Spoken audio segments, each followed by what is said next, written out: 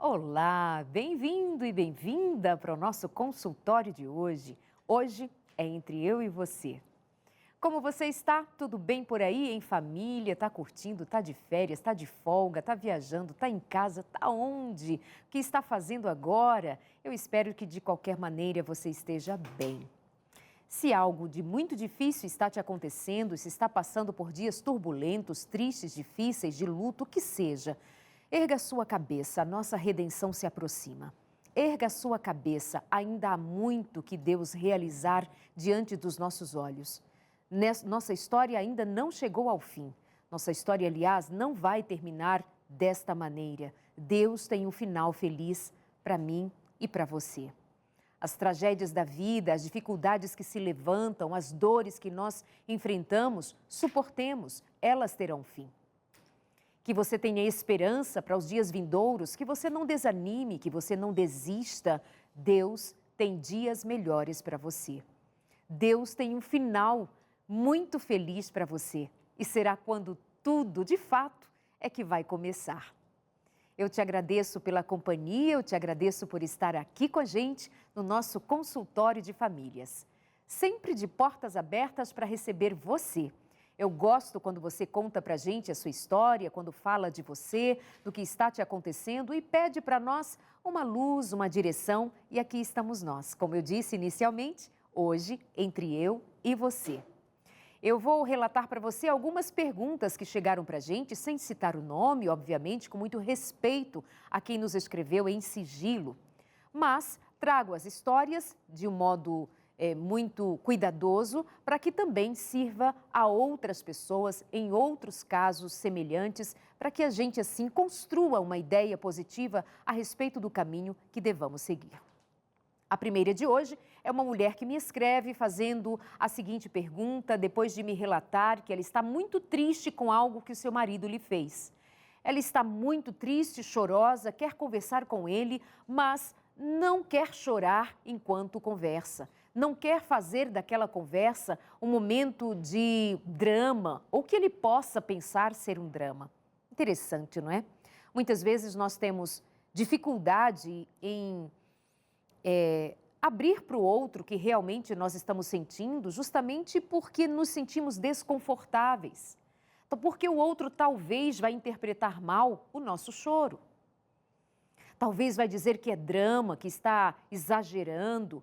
E por ser mulher, talvez seja uma mulher desequilibrada, porque mulheres desequilibradas são mulheres que choram, não é assim que dizem? São choronas, são muito sensíveis. São, portanto, mulheres que exageram nos seus dramas e quando choram, então fica melhor dizer que elas são desequilibradas. E isso é muito mal, porque afinal de contas, nós estamos diante de pessoas que deveriam ser pessoas da nossa mais direta confiança. Com quem nós poderíamos chorar, com quem nós poderíamos dizer que estamos muito tristes e chorar. E o outro escutar o nosso choro e acolher. Mas acontece que nas relações, as pessoas envolvidas, normalmente, elas não estão ali para ouvir umas às outras, de modo geral, vou dizer assim. Quem está vendo o choro do outro, quem está ouvindo o que o outro diz a respeito de ter ficado magoado, de ter ficado triste, logo entra na rota da defensiva. Vai logo pensar: o que eu fiz de errado, preciso me defender. Vou aqui construir uma ideia, os meus argumentos, para que eu possa apresentar. Em lugar de oferecer a escuta ativa ao que o outro está dizendo, de prestar atenção no choro do outro, nas palavras do outro, sem ficar aqui se defendendo, enquanto o outro chora, criando ou se posicionando na defensiva para se justificar. Mas isso acontece, não é? Precisa ter um tanto de maturidade para vencer. Vencer esse desafio de escutar para querer entender, para quem sabe até chorar com o outro, sofrer com o outro, a dor que é do outro, ainda que eu seja, de alguma forma, parte dessa dor ou responsável, de alguma forma, por esta dor que o outro sente. Sim, nós causamos dores nos outros, não é? Claro que vai ser sempre meu ou seu o dever de saber como eu vou chorar esta dor. Se eu vou de fato entender aquilo como uma ofensa profunda ou se eu também vou parar para pensar por que fez assim, por que falou assim. Será que de fato fez para me atingir, para me magoar, para me ferir? É sempre esse jogo do encontro, mas que a tendência é que haja o desencontro. E nisso a gente sofre ainda mais.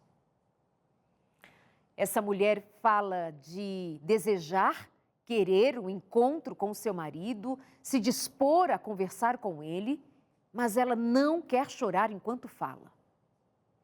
Quer dizer para ele como sentiu-se magoada, como está magoada, ferida, mas quer manter uma postura mais firme. Aqui eu preciso dizer também que, neste sentido, está certo ser assim.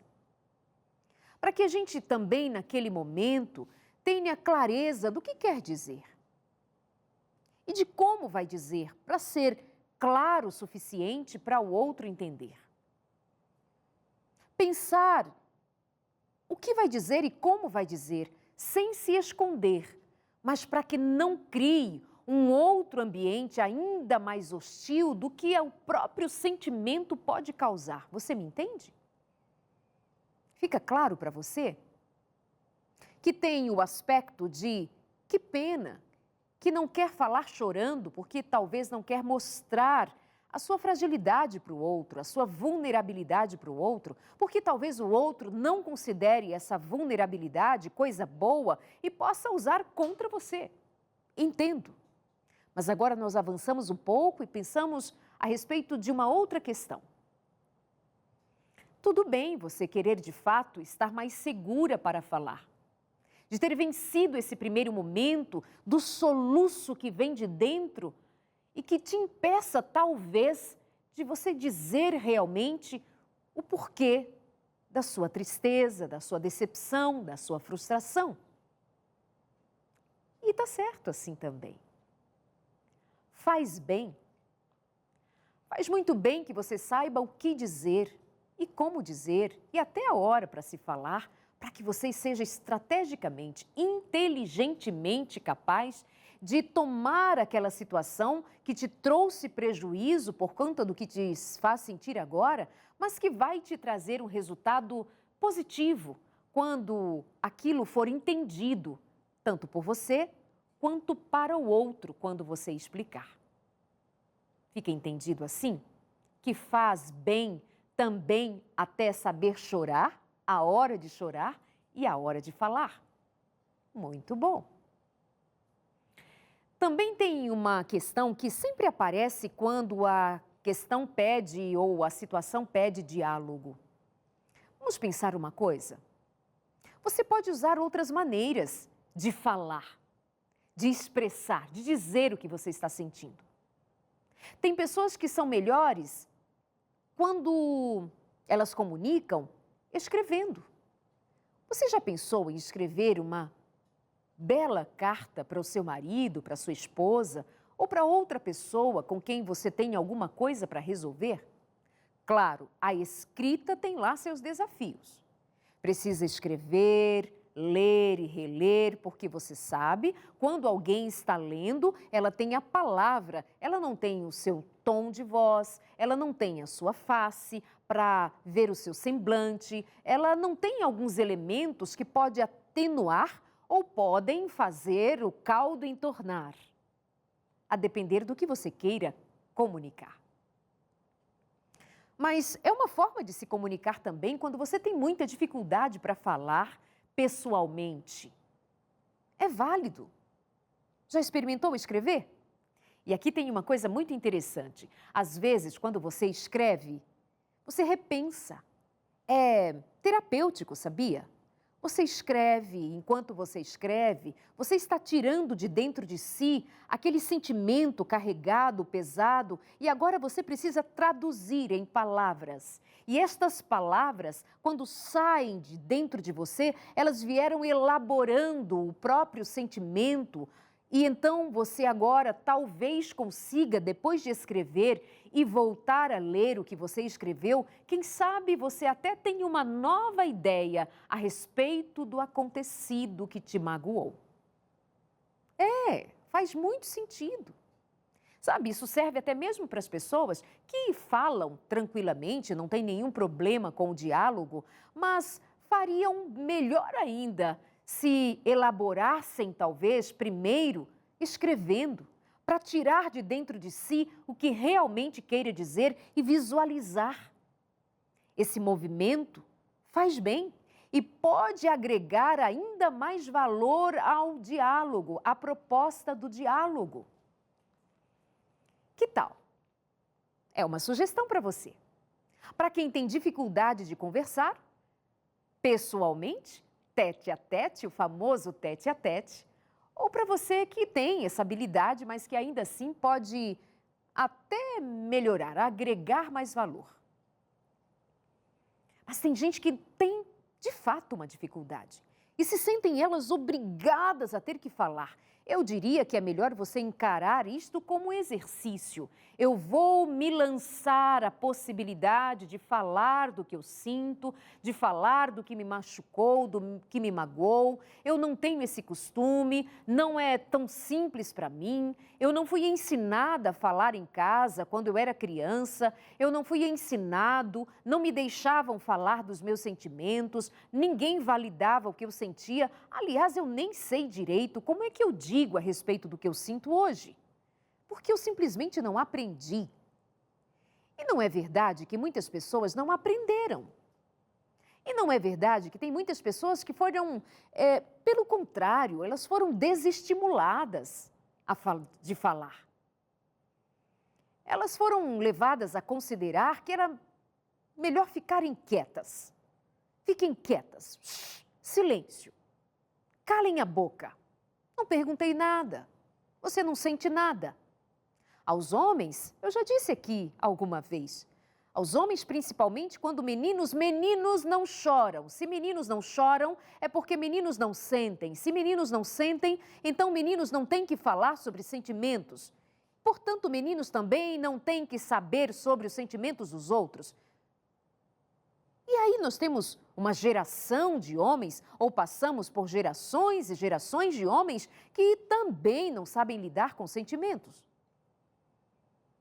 Claro que tem as suas exceções, homens que dialogam, homens que falam, homens que se expressam, homens que querem dialogar perfeitamente.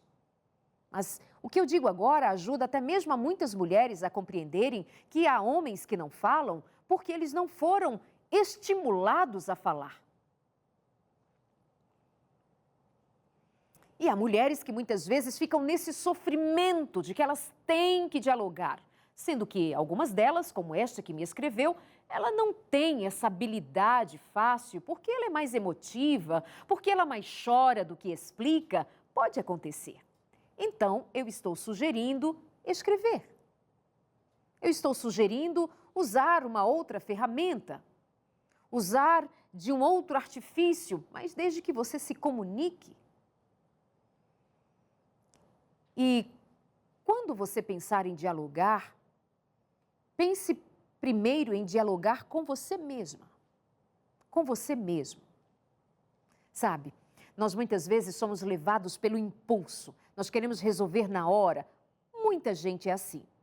Outras dão mais tempo, as mais sábias. Algumas querem na hora, resolver na hora. Elas até se apropriam da raiva, que as estimulam, que as impulsionam a dizer o que elas estão sentindo agora, baseadas na raiva. E elas dizem coisas impulsivas também.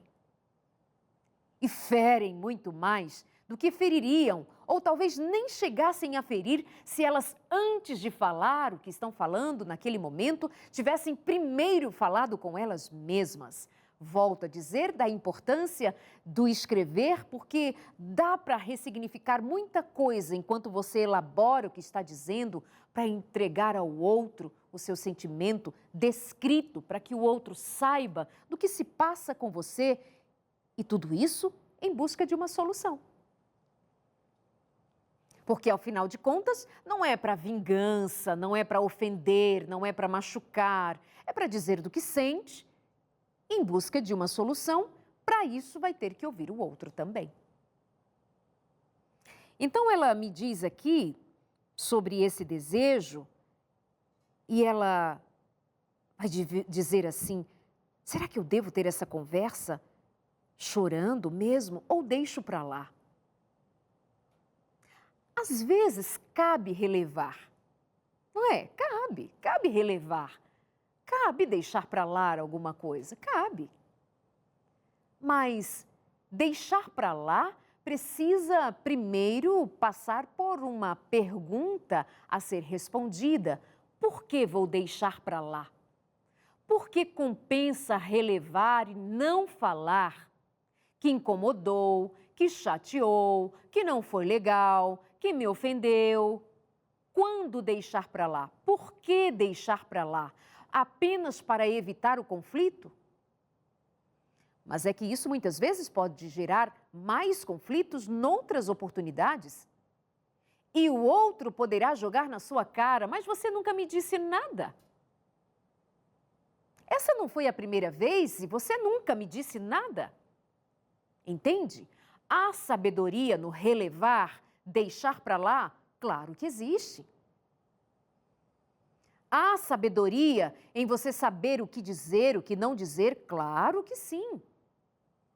Mas deixar para lá, relevar apenas para evitar o conflito, porque você não gosta de conflito, porque você tem medo do conflito. Primeiro, deixa eu te dizer uma coisa, que no conflito, de fato, o conflito não é um negócio assim que a gente possa dizer: ai, que legal, eu estou enfrentando um conflito, ou tenho que resolver um conflito, ah, que legal, vivo em meio a conflitos. Não. Mas é inteligente a gente encontrar no conflito também uma oportunidade para resolvermos questões que estão pendentes.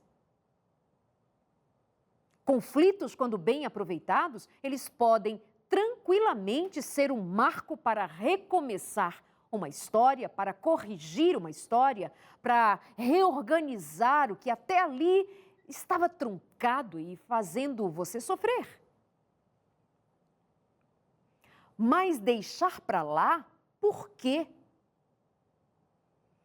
Porque você vai relevar é com medo? Ok, eu entendo que você tenha medo, eu entendo que você queira evitar o conflito, talvez não seja da sua personalidade, talvez você não goste disso porque lhe causa desconforto. É verdade, está tudo certo, é verdade.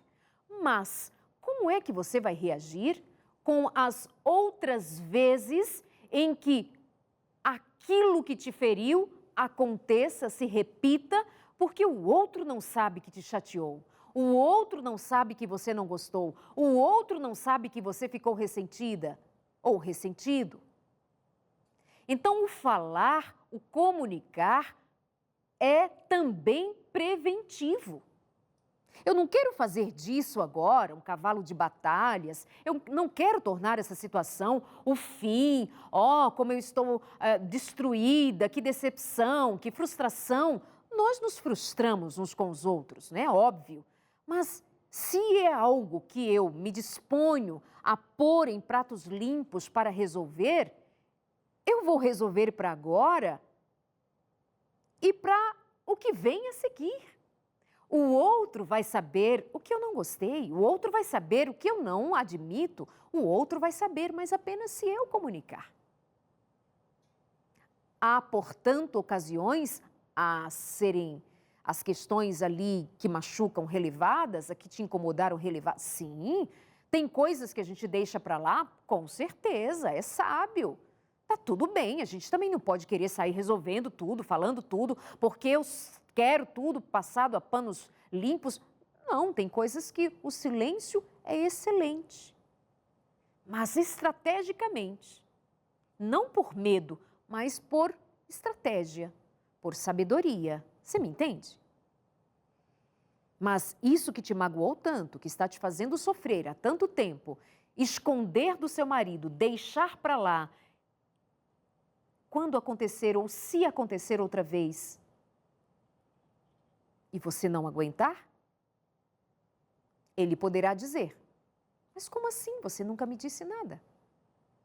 Portanto, relacionamento é desafiador porque primeiro nós somos desafiados. Nós somos os primeiros desafiados internamente.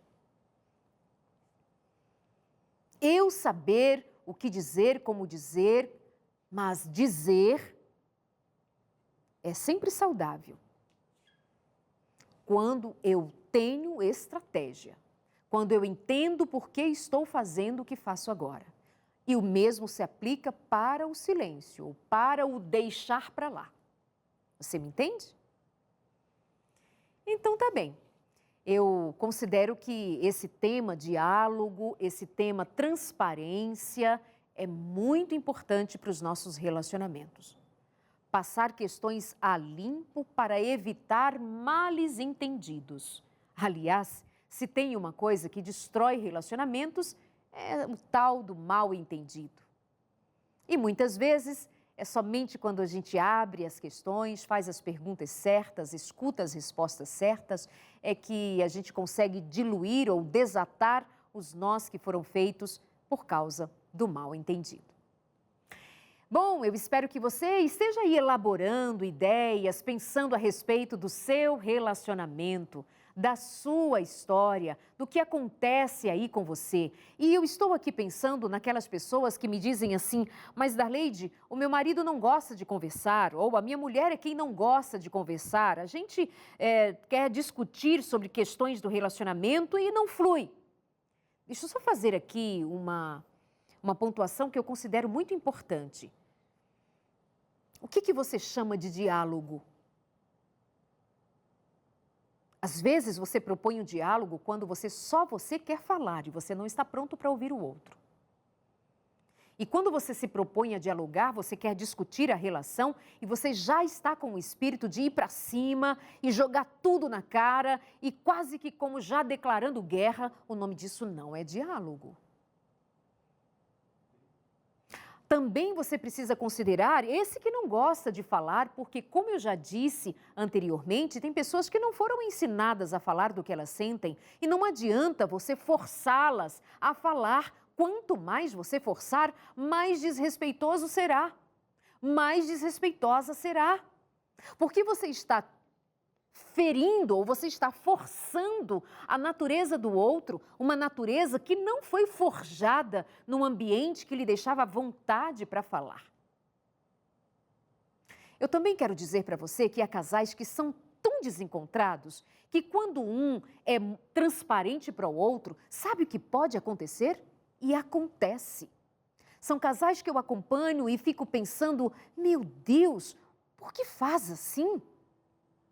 É quando um usa da fragilidade do outro para ferir quando está com raiva. O problema do nosso casamento é você. Quem é que faz terapia nessa casa? Quem é a depressiva aqui? Quem é que tem problemas traumáticos? Quem é que carrega traumas desde a infância? Sou eu ou é você?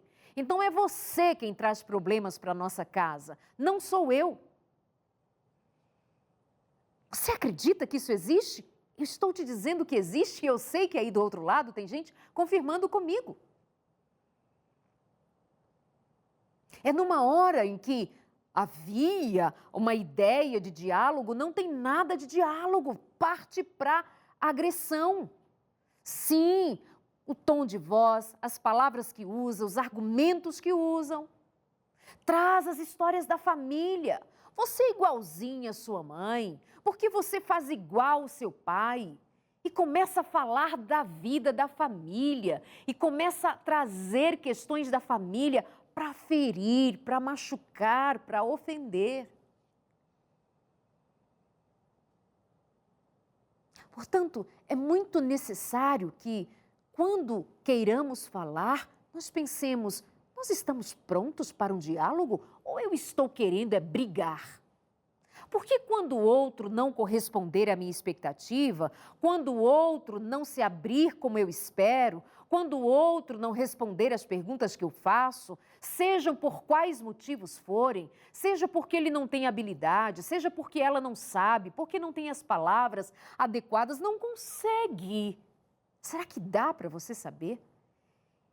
E seja de que maneira for, será que dá para minimamente ser respeitoso, respeitosa com o outro, para não criar um abismo entre vocês? É preciso dizer isso porque muita gente quer resolver um problema criando outro. E quando havia a proposta de dialogar, não se criou um planejamento, não se fez um planejamento para saber o que dizer e como seria isto. E quer saber de uma coisa? Discutir relacionamento nem sempre é a melhor abordagem. Sentar para discutir o relacionamento na hora que você quer, sem nem ao menos saber se é o melhor momento, nem sempre é a melhor abordagem. Sabe a famosa DR? DR é um problema. DRs não são a melhor solução. A melhor solução é você ter diálogos internos, ter certeza do que você sente, do que você quer dizer e, somado a isto, proponha soluções. Qual é a solução que você propõe? Porque muitas vezes nós ficamos na cobrança, nós ficamos na exigência, nós queremos em fazer o outro corresponder ao que nós queremos e não saímos desse jogo. Mas o que você propõe? E quando você fizer uma proposta, faça uma proposta. Deixe abertura para negociação, para que haja condições de flexibilidade, de se posicionar com firmeza, mas também com gentileza. E devo dizer para você que muito do que eu estou dizendo aqui, a gente só consegue com o mínimo de maturidade, com auxílio do Espírito Santo, que nos dá a sabedoria devida para saber que somos humanos, falhos, pecadores, difíceis por natureza. Se você viver sozinho, você terá problemas. Quanto mais estando em relacionamento com outras pessoas, nós temos problemas, nós temos dificuldades.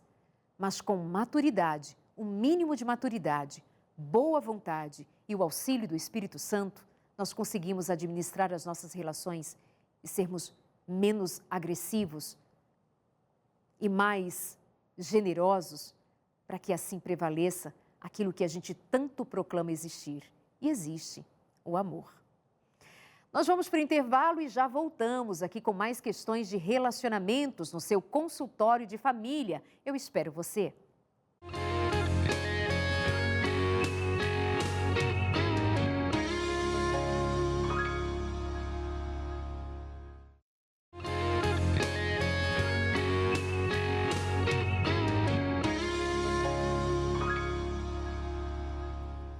Estou aqui com a revista Entre Família para apresentar a você que temos um material muito especial para te ajudar no seu dia a dia, no convívio com a sua família, com o seu marido, com sua mulher, com seus filhos, ou você que é solteiro, divorciado, divorciada. O Entre Família também é para você. Esse conteúdo feito com muito carinho, com muito respeito, para te ensinar a respeito de questões importantes que fazem parte da vida, do cotidiano, para você que tem intenção de casar, para você que quer um outro relacionamento, está viúvo, viúva, quer estudar esse material, então é todo seu. Vou dizer para você alguns dos temas que nós temos aqui, bem fácil para você. Olha só, nós temos aqui quem se comunica se explica. E essa lição tem tudo a ver com o que eu estava compartilhando com você no bloco anterior. Quem se comunica se explica. Essa é a lição número 7. Vou até dar uma olhadinha aqui na lição número 7 para ver com você algumas das perguntas feitas nessa proposta de estudo sobre como lidar melhor com os desafios em família. Aqui está, quem se comunica se explica. Olha só, calcula-se que gastamos aproximadamente 70% do dia em alguma forma de comunicação. Nós estamos o tempo inteiro nos comunicando. Falando, ouvindo, lendo, escrevendo, enfim. Através dessas atitudes, nós expressamos o que nós sentimos, o que nós pensamos, esclarecemos nossas ideias, provocamos reflexões. As palavras são básicas nos relacionamentos. A linguagem corporal também tem o seu lugar. Não somente o que você fala, as palavras por si, elas têm o seu peso, o seu valor. Meu Deus, o que seria de nós sem as palavras, né, de modo geral? Mas o nosso corpo também comunica muito. Marido, como é que você expressa os seus sentimentos, as suas emoções com o seu corpo? Quando você está com sua esposa, com seus filhos, no dia a dia, você demonstra inteiramente que você está ali com eles de verdade? Os seus gestos, sua fisionomia, o seu olhar, tudo isso comunica, né? Homens e mulheres, crianças, todos nós. As palavras têm um poder impressionante, tanto para o bem, tanto para o mal. Nosso comportamento, a nossa expressão nos comportamentos também, tanto para o bem quanto para o mal. Agora, algumas perguntas que vêm aqui no curso para você. Vamos ver algumas aqui. Que conselhos nos dá a Bíblia sobre o uso das palavras? Outra pergunta que temos na revista, na lição número 7, sobre comunicação. A que comparou Salomão a palavra dita no tempo certo? Sobre escolher as palavras. E aí você vai ter as respostas pesquisando na Bíblia. Outra pergunta, que alerta Jesus fez sobre a vida em família?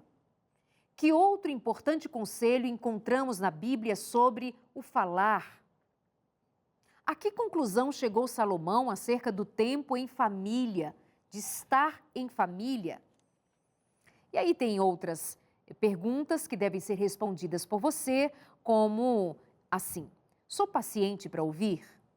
Você é paciente para ouvir? Você presta atenção no que o outro está dizendo? Conversa com o cônjuge, filhos, sobre a relação, periodicamente em casa? Vocês dialogam sobre a convivência de vocês, sobre o dia a dia, sobre o que está satisfeito, sobre o que não está satisfeito entre vocês? Eu sempre resolvo os problemas familiares antes de dormir?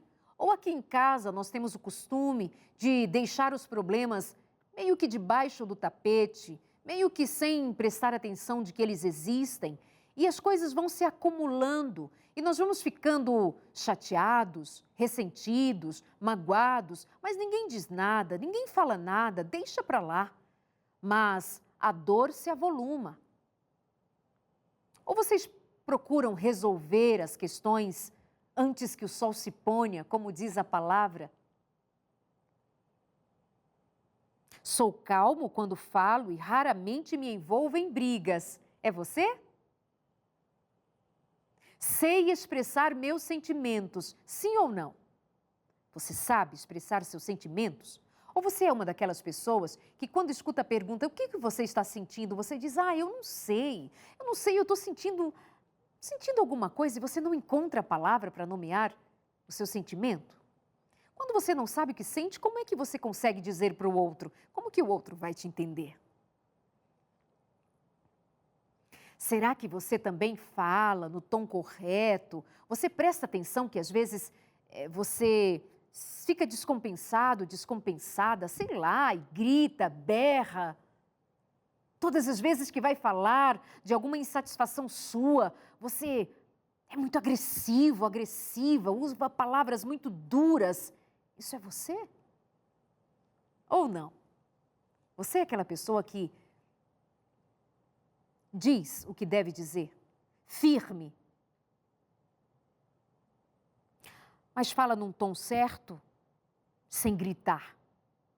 A gente sabe, né, que nem sempre é fácil. A gente sabe. A gente sabe que muitos pais ficam muito irritados e quando vêm estão gritando com seus filhos. Mas a pergunta é assim que deve ser? É isso que nós estamos ensinando para os nossos filhos? Que problemas se resolvem no grito? É isso? Problemas se resolvem no grito? Ei, amiga, porque você grita, você resolve os problemas? Não acredito. Sério? Vamos vender essa fórmula? Porque não sabíamos que os problemas se resolvem quando a gente grita. Claro que eu não estou falando daquele grito de pedir socorro, né? Você me entende. Eu consigo compreender as emoções do outro? Eu sou sempre bem-humorado? Claro que não é, né? Ninguém é sempre bem-humorado. Mas também, você pode dizer se é sempre mal-humorado? Separo o tempo para a família, tanto de qualidade como também em quantidade para estar com a minha família? Em que aspectos você precisa melhorar? Bom, aqui são algumas das perguntas, dos questionários. Tem muito material aqui para você. É só entrar em contato com a gente, pedir a sua revista Entre Família. Vamos lá, você entra em contato com a gente pelo nosso telefone 0, mais o número da operadora que você usa, o DDD 12, o nosso telefone 21 27 31 21. Anotou? Fica aí no vídeo para você anotar bem direitinho. Salva nos seus contatos e liga para a gente aqui em horário comercial. Mas você pode também usar o nosso WhatsApp. Você que gosta de ser ainda mais prático usando a rede social, vai pelo aplicativo. Manda uma mensagem para a gente no nosso WhatsApp. Anota aí direitinho, nosso DDD é o 12, o telefone é o 982444449, 0, mais o número da operadora que você usa, mais o nosso DDD da região onde nós estamos aqui, que é o 12, e o telefone, ou WhatsApp, 982444449. Eu preciso explicar que é o 0, mais a operadora que você usa, mais o DDD 12, porque tem gente que confunde. Ah, ela disse que é a operadora 12, mistura, né? Tem gente que confunde. Ok, então a gente explica direitinho para você.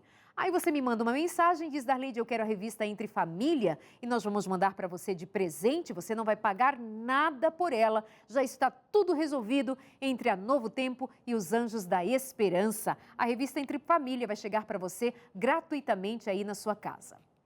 Tem gente também que gosta de fazer digitalmente, né? Estudar digitalmente. Tudo bem, entra no nosso site, que também é grátis para você, todo o material lá, obviamente. A nossa alegria é que você conheça todo o nosso material. E o site é biblia.com.br, biblia.com.br, tá bom? Combinado? Vamos a algumas perguntas. Como eu disse para você, hoje nós estamos aqui, eu e você, juntinhos, trazendo aqui algumas questões que recebemos aí de casa. Eu agradeço muito a você pelo carinho, pela confiança no consultório de família. Eu espero que você esteja aí com a sua família, ou mesmo que esteja sozinho, onde você estiver, junto com a gente. Obrigada por sua companhia. Queremos ser boa companhia para você.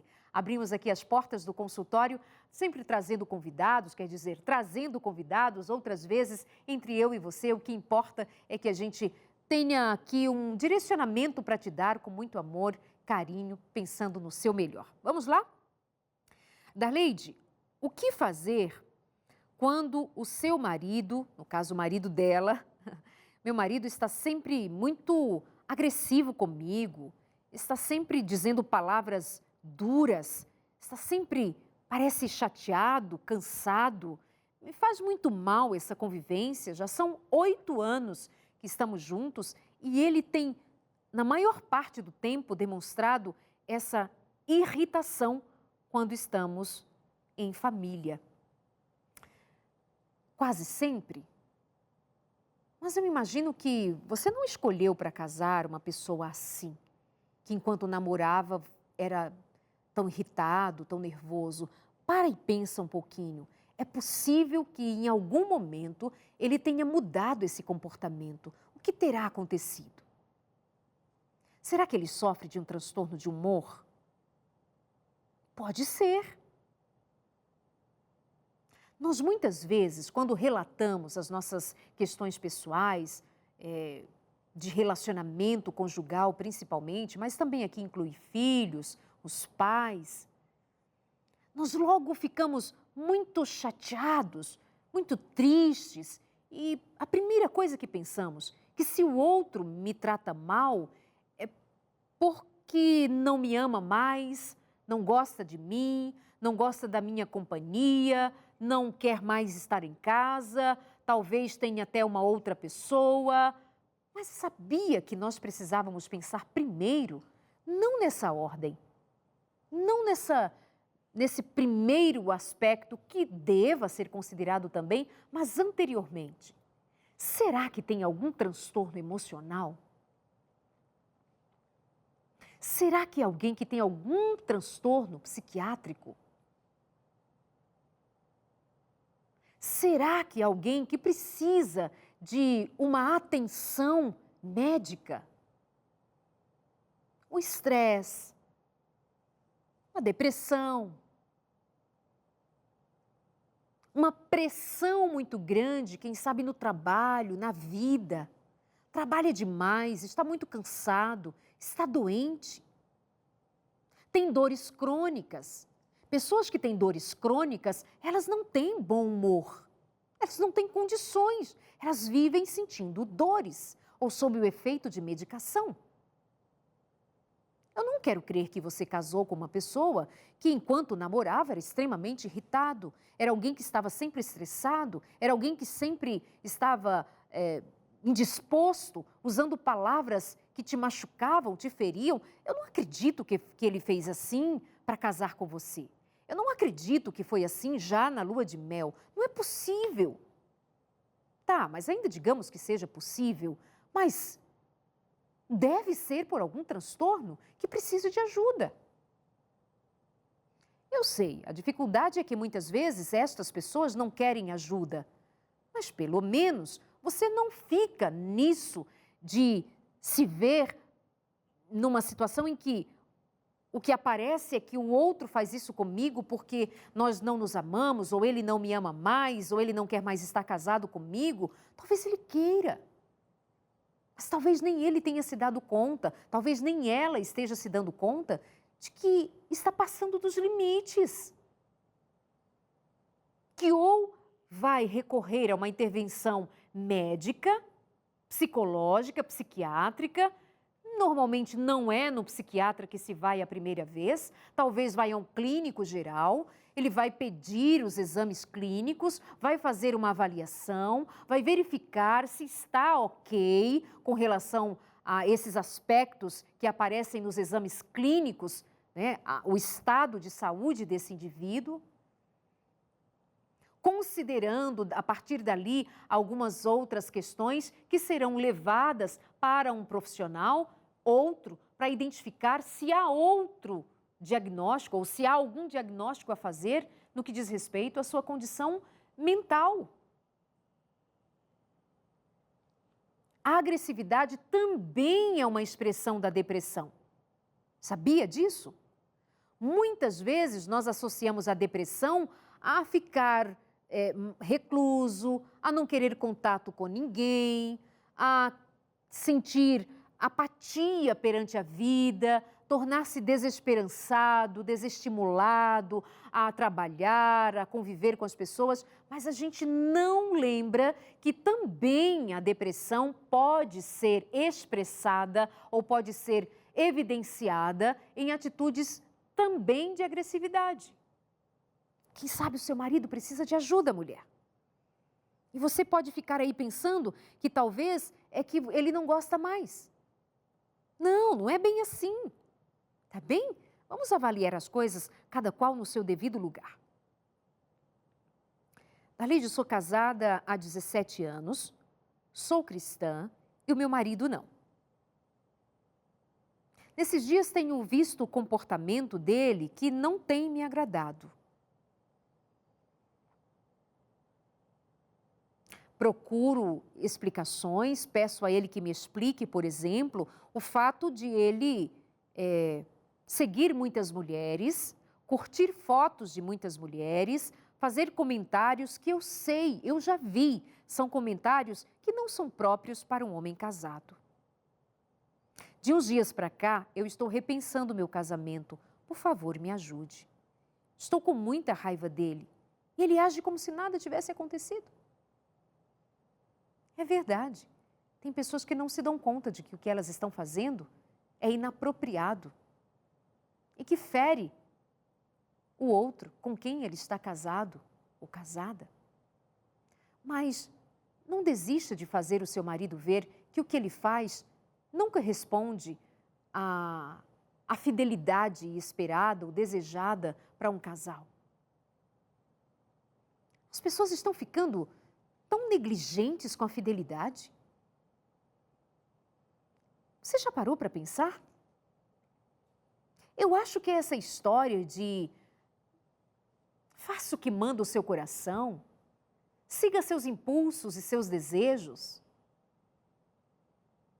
parece que tem a ver com essa filosofia que impregnou o mundo e tem impregnado até mesmo homens e mulheres que se dizem de boa moral e bons costumes, a se tornarem negligentes com a fidelidade, porque na cultura das novelas, dos filmes, dos romances, das séries, dessa cultura, desse caldo de cultura no qual nós estamos inseridos e que nos faz pensar que é tudo relativo. E isso para cristãos e não cristãos. É tudo relativo. São minhas amiguinhas. Você acredita que eu estava ajudando uma mulher, respondendo a uma questão que ela me trouxe, que eu simplesmente fiquei assim pensativa, como assim? Primeiro porque ela admitiu a seguinte coisa, um homem que a traiu muitas vezes, e ela perdoou, até que parece que, segundo ela, ele se endireitou. No entanto, ele mantém amizades e troca mensagens com as ex-amantes. E quando ela diz para ele, o que é isso que você está falando? Ele simplesmente diz, não tem nada demais, nós apenas ficamos amigos. Acontece que aquela mulher é uma daquelas que tem assim, me desculpa dizer, quase que um sangue de barata, não é? Além de já ter perdoado outras vezes, agora ela se dispõe a também admitir e conviver com isso, de ver o seu marido ser amigo das suas ex-amantes. Agora pensa na insensibilidade deste, que não tem respeito nenhum com a sua mulher. E aquela mulher que insiste nessa relação, esperando daquele homem respeito à sua sensibilidade, e não vem. E é o que tem para hoje. Estar casada com um homem que não se dá conta de quão desrespeitoso é ser amigo, seguir nas redes sociais, trocar mensagens com suas, segundo ele, ex-amantes. Cada uma, né? É cada coisa. Mas sabe, falo aqui dessas questões de casamentos truncados e suas dificuldades, e eu fico pensando nos solteiros, nos que estão pensando casar ou não casar, e eis a questão, porque devem ficar também desconfiados. Talvez esse negócio de casar não seja tão bom assim. Não seja lá essas coisas, são tantos problemas.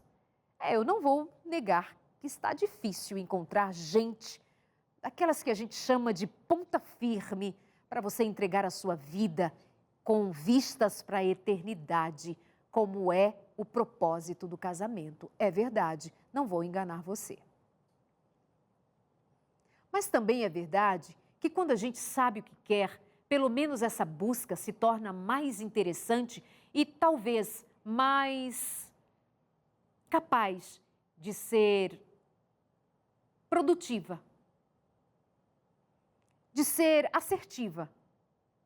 Acontece que muita gente nem mesmo sabe como se encontra antes de pensar sobre o que é mesmo que eu vou fazer nesse casamento, romantiza.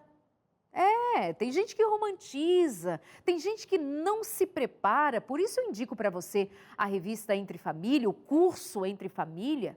Como nós temos outros cursos sobre saúde emocional, além do material escrito, você ainda tem videoaulas. Desse também aqui, para cada uma dessas lições, eu gravei pequenos vídeos para você acessar e saber melhor direcionar a sua vida em família. Mas falando especialmente aos solteiros, aos que escutam essas histórias difíceis dos casais, ainda assim você deve saber, casamento é coisa boa, é desafiadora, mas é bom casar. O problema é que só é bom quando a gente acerta minimamente quem é esse outro a quem eu vou entregar a minha vida, meu corpo, meus sonhos, meus planos, para trabalharmos juntos, não para eu sumir, para eu perder minha individualidade, para eu desaparecer, para eu me perder na existência do outro. Mas quem é este que vai ser meu companheiro? Quem é esta que vai ser a minha companheira? Será que é alguém que de verdade eu possa confiar? Será que é alguém que eu realmente estou atenta a saber quem ele é ou quem ela é, para que eu possa me entregar? Para isso, não tem exercício melhor do que você primeiro se conhecer. Você é ciumenta. Você é dependente demais de outras pessoas. Você é frágil demais. Você tem expectativas muito altas do que o outro vai te fazer. Se o outro te decepcionar, você vai se desmoronar. Mas se você tiver um pouco de autoconhecimento que seja, se você fizer pelo menos um pouco de terapia, se você primeiro buscar dissolver ou desatar alguns dos seus nós, quem sabe você vai ter mais habilidade para identificar quem é o outro e o que esperar do outro e o que não admitir na sua vida, o que não deixar o outro fazer com você. Mas casamento é coisa boa. Desde que as pessoas que estão neste casamento sejam minimamente maduras, responsáveis por elas mesmas, por seu comportamento, por seus sentimentos também, por saber se conduzir numa relação, por não deixar que a sua vida seja simplesmente levada pelo outro, mas que sejam companheiros nessa jornada. O que você oferece para o outro também? Eu gosto de fazer você pensar nisso. Casamento é coisa boa. Você que está divorciado, viúvo ou nunca casou, tudo bem pensar em casar outra vez, não tem nenhum impedimento bíblico para isso. Mas, por favor, não engrosse as estatísticas dos casamentos infelizes, porque os infelizes nestes casamentos não conhecem o mínimo de si e não sabem o mínimo do que é se relacionar, se comunicar, falar e praticar o amor. Eu te convido a pensar no amor nessa perspectiva, no quanto você está pronto para amar de verdade. Eu não estou falando de dependência, eu não estou falando de incoerências que muitas vezes vejo em muitos relacionamentos. Eu só quero o bem bom da relação, mas eu não me preparei para aquilo que me exige uma relação. Volto a dizer o que eu repeti ao longo do programa de hoje: o mínimo de maturidade, o mínimo de boa vontade, o mínimo de inteligência emocional. E para findar, o mínimo de inteligência espiritual. Mais oração, buscar ser mais afinado com o Espírito Santo, entender que alguém para conviver com você, para entrar na sua vida, deve ser alguém que minimamente demonstre frutos do Espírito Santo. Que a sua relação seja uma relação de paz, seja uma relação de amor, seja uma relação de bondade, de generosidade, de paciência, de mansidão, domínio próprio. Isso tudo que o Espírito Santo faz na vida de alguém que verdadeiramente tem interesse de que a sua relação, seu casamento, sua vida, a educação dos seus filhos, a sua casa seja para a glória de Deus. Eu vou me despedindo de você aqui, muito agradecida pela sua confiança, pela sua presença. Convido você para estar com a gente na próxima semana em mais um consultório de família.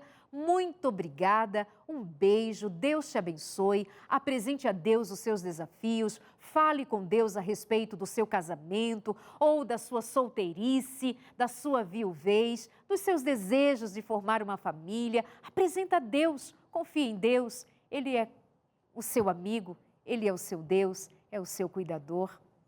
Um abraço, obrigada pela companhia. Até a semana que vem aqui no nosso consultório. Tchau!